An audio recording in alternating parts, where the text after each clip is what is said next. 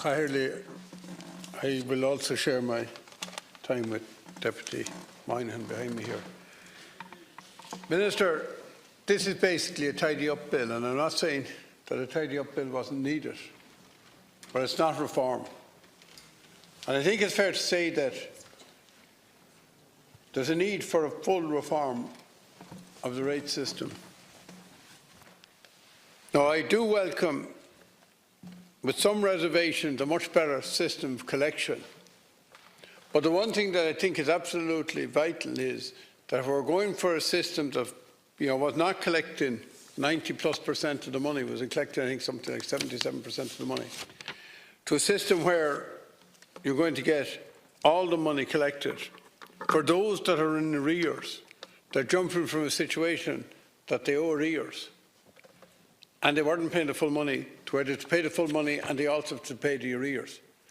And for some businesses, if that's at too sharp a curve, it becomes impossible to sort it out. I've always had the view that, for example, when people are in business and they have financial problems and the state says, we'll borrow you, lend you more money, that doesn't really solve the problem, because the problem is they haven't been able to service the thing up to date, and you're asking to service another debt. Well, similarly in this case, if you suddenly say, not only have you to start paying 100% of what you owe every year, but you also have to pay the arrears over, say, 2 years or 3 years, and that's what I'm told is as far as you can go.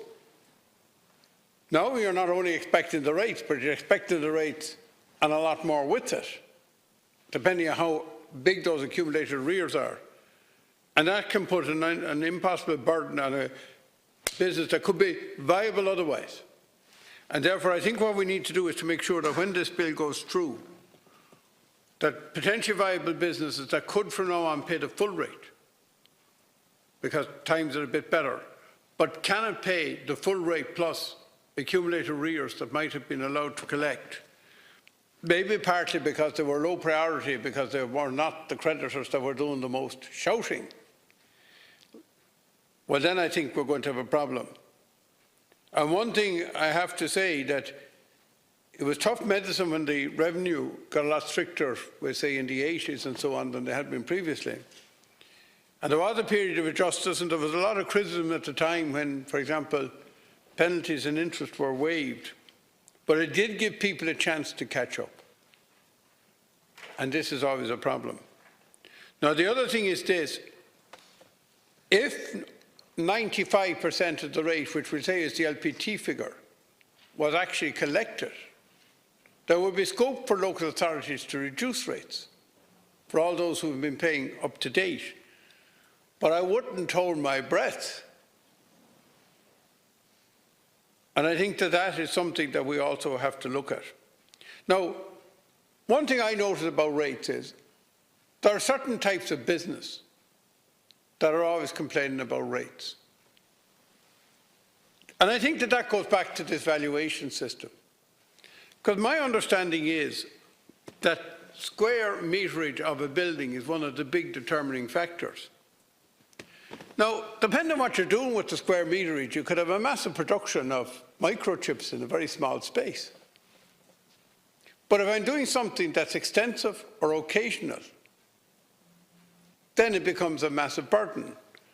And this is where I think what I would call extensive type hospitality, which tends to be either accommodation or, very typical in rural areas, a pub that's only doing weekend trade for most of the year, that built a big function room that's used for the odd wedding, not for the odd wedding, but the odd funeral day, and the odd social. Well, your clinics must be a lot bigger than mine, because I don't need a function room for my clinics. But I accept, Minister, I'd find those rooms too cold. The people where I do the clinics now give me a nice little snug little place. But you're dead right, in reality. And you know what I'm talking about. Now, I asked a question in Galway one day. I said, look, you've got 100% rates, okay. Now, how much of that relates to hospitality in the county? And the total income from the rates was only 20%. From hospitality, that would be both accommodation and pubs, etc., restaurants, was only 20% of the total rate. I think utilities at the time were a huge percentage of the rate in the county. And then the bigger factories in around the edge of Galway were very, very substantial ratepayers. Now, I haven't ever really had very productive factories into me that work 52 days a week and in some cases 3 shifts. I've never had them in about the rates being the big issue. And even where I live locally, the businesses with that kind of an activity, obviously nobody likes any payment, but they wouldn't put rates as the top of the agenda. But hospitality keeps coming at me. Now, what I also find is that becomes much more accentuated in the rural areas, for the reason I've just outlined. Because I think it's fair to say that there are very, very few rural pubs, unless they have a good restaurant in a very good location, that are open 7 days a week, 12 hours a day. And if they are open, they're serving 2 or 3 customers drinking a pint. And as I say, their function room, which is a large percentage, maybe 2/3 of their space, is empty 90% of the time. And it always seems to me that something surely can be done to say the present system is inequitable for certain target groups, and we can amend the law and say, why don't we have a rates basis that doesn't only take in space and so on, but also takes in usage?